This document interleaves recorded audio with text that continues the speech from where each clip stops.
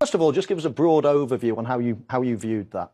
Yeah, of course. We took the unusual step of releasing the audio from this situation not long after it happened. We wanted to show everybody what was very quickly apparent to us was a pretty significant human error, loss of concentration. And of course, we're all disappointed that the VAR system didn't step in to rectify a clear error that we'd seen on the field with the...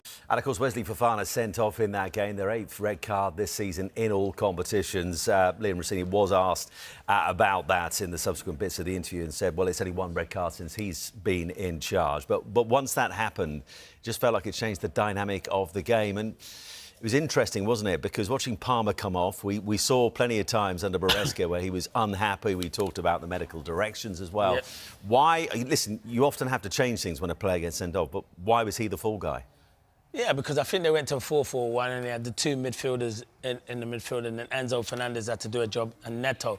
And I just think he got a kick 5 or 10 minutes earlier, which he was hobbling. But he was all right, and he wanted to stay on the pitch. And I was surprised. I feel like I've seen it before with Chelsea when they go down at Old Trafford earlier in the season, go down to 10 men, take Cole Palmer off, then took Neto off. I was surprised that Neto came off because you still need to get up the pitch, and Neto would take you up the pitch. And then towards the end, he made 2 changes as well and brought on 2 defenders. I always see that, and I think, unless there's injuries, why are you making changes to the defensive line? Because he just said there, they have to be better defending set pieces, and they weren't good enough from set pieces. And in the end, Chelsea were probably lucky to come away with a point because Burnley had a great chance at the end to win it. But they'll be disappointed, Chelsea, because they dominated possession. And when you're on top, you've got to be ruthless, and they wasn't ruthless enough. And also, it's the second home game running where they've not been able to kill off a team. They were 2-0 up against Leeds United. That finishes 2-2, 1-1 today. They're developing a little bit of a habit at home, aren't they? Why can't they kill games off? That's the big question. They're creating chances. Credit Burnley, they defended well, but you've got to be clinical in that final third. I always feel,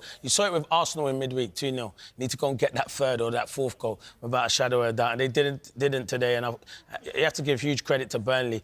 But I think the game flipped on its head with the 2 yellow cards from Fofana. It's a reckless tackle, the second one on James Ward-Prowse, and then Burnley got a big lift, and then Burnley thought, we can get something in it, and then we can go and get the 3 points. So they'll be disappointed, Chelsea. I've seen good signs of them progressing, but as you said, they've got to learn how to see out games. It happened to Leeds, and now it's happened to Burnley.